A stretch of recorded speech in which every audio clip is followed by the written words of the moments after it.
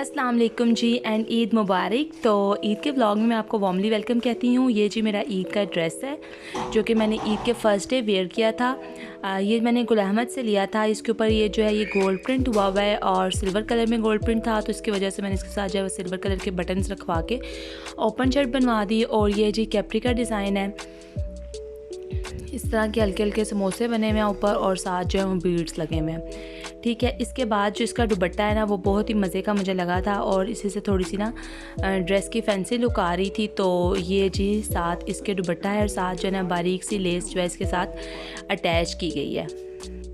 ईद तब तक मुकम्मल ही नहीं होती जब तक इसमें नए कपड़े ना पहने जाएं, तैयार ना हुआ जाए। और तैयार हुए हुए हाथों में के साथ जो है वो आपका काम करने का अपना ही मज़ा होता है। तो यहाँ पे जी हम लोग सारे मतलब घर करीब करीब ही हैं, तो मेरे ताया अब्बू और चाचू लोग आए हुए थे और यहाँ मेरी बहन जो है वो उनसे ईद मिलने के लिए खड़ी हुई है और उन्हें पता ही कोई नहीं कि ये उनके पास खड़ी हुई है ना।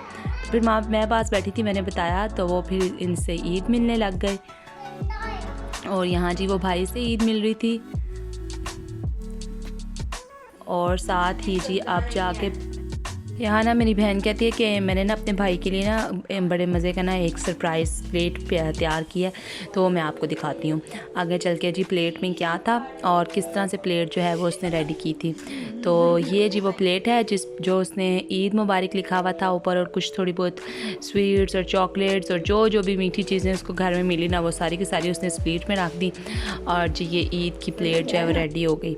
और इसके बाद जी मैंने मामा से कहा कि जब तक लेजी वगैरह बनती है, चीज़ें रेडी होती हैं, इसके लिए साथ ही ना हम लोग थोड़ा चाट बना लेते हैं और इसके बाद फिर कलेजी बना लेंगे। तो फिर यहाँ मैं चाट बनाई थी और उसके साथ जो है पहले तो इरादा था कि बास्केट्स ही बना लूँ, लेकिन फिर सोचा कि चलें साथ पापड़ी बना लेती हूँ। तो यहाँ मैं ना मैदा जो है वो उसको बेल रही थी ताकि पापड़ी बना सकूं और पापड़ी बनाने के बाद जो है कुर्बानी थोड़ी सी लेट ही हो गई थी, इस वजह से फिर मैंने फटाफट जो है वो पापड़ी चाट रेडी कर ली ताकि सब जो है वो सुबह सवैयाँ वगैरह तो खा ही ली थी सब ने। तो इसके बाद फिर साथ साथ जो है ये पापड़ी भी इंजॉय कर ले। मामा ने ना एक्चुअली आटा गूंदने के बाद ना शायद वो भूल गई या क्या सीन हुआ, उन्होंने ना आटा फ्रिज में नहीं रखा ये वाला। तो फिर ये क्या सीन हुआ कि ये थोड़ा सा ना वो हो गया हुआ था, हार्ड हो गया हुआ था, इसको बड़े ही मुश्किल से मैंने बेला।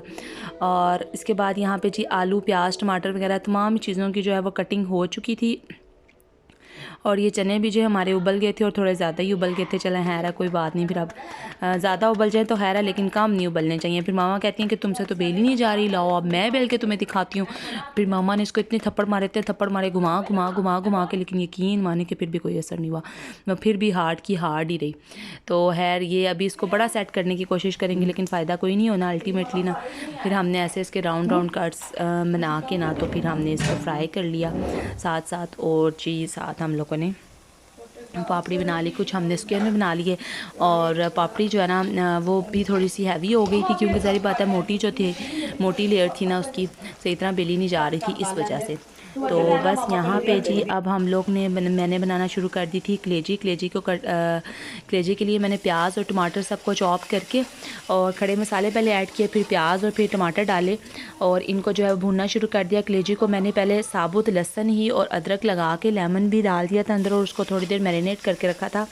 इससे ये होता है कि कलेजी में जो है ना वो बिल्कुल स्मेल जो है ना वो ख़त्म हो जाती है और जल्दी जल्दी से जो है ना फिर जब स्मेल ना आ रही हो तो फिर कोई भी नहीं खाता। फिर उसको धो के फिर उसके बाद मैंने दही लगा के इसको दोबारा मैरिनेट करके रख दिया ताकि इसमें से बिल्कुल स्मेल ख़त्म हो जाए।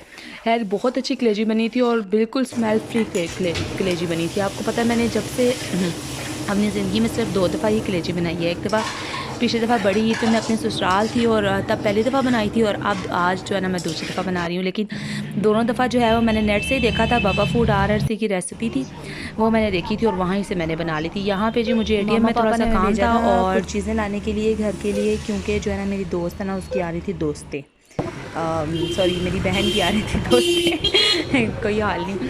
तो ना वो उसके लिए हम लोग ना बेटी से कुछ चीज़ें लेने आए थे, तो इस वजह से वो सारी चीज़ें लेके फिर हम लोग घर जा रहे थे। रास्ते में मैं आपको ना वो भी दिखाती हूँ कि यहाँ पे जो है वो कुर्बानी के जानवर अभी तक हैं क्योंकि ईद का पहला दिन था, सारी दुकानें बंद थी, रोडें बिल्कुल साफ़ सुथरी थी, किसी किस्म का जो है वो रश नहीं था। और बात ये है कि अभी जो है वो आहिस्ता आहिस्ता स्मेल वगैरह और आप लोगों को पता है कि ओजड़ी और खाले वगैरह वगैरह लोग जो है वो रोड पे फेंक देते हैं। तो ये चीज़ें जो हैं वो इंसान को खुद ही समझनी चाहिए कि आपने जब खुद अपने घर को साफ़ रखते हैं तो अपने मुल्क को भी अपना घर ही समझें और इसको भी साफ़ सुथरा रखें, ताकि लोग जो है, जो बाहर से कोई भी देखने वाला है वो ये ना बोले कि ये किस किस्म के लोग हैं जो अपने घर का गंद जो है वो बाहर फेंक देते हैं।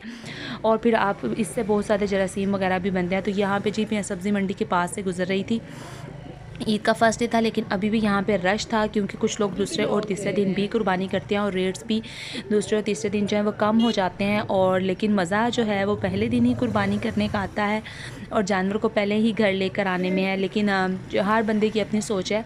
तो यहाँ से हम लोग गुज़र रहे थे और इसके बाद जी हम लोग घर चले गए और घर जाके क्या हुआ ये भी मैं आपको जल्दी बताती हूँ। घर आ गए और ये मेरी छोटी बहन की जो फ्रेंड्स है ना वो ये केक लेकर आई थी। तो हम में से कोई ये वाला केक खाता तो है नहीं इतना ख़ास। तो मेरी बेटी को बर्थडे करने का बहुत शौक है और वो अपने नाना के साथ जो है ना वो अपनी बर्थडे कर रही है। छोटा सा व्लॉग मैंने आपके साथ शेयर किया। I hope you like this vlog. अगर ये व्लॉग आपको अच्छा लगा तो आपने मेरे चैनल को सब्सक्राइब कर देना, वीडियो को लाइक कर देना और बेल के आइकन को दबाना बिल्कुल नहीं भूलना, ताकि मेरी आने वाली तमाम न्यू वीडियोज़ आपको सबसे पहले मिलें। ओके जी, अल्लाह हाफिज़, स्टे ट्यून।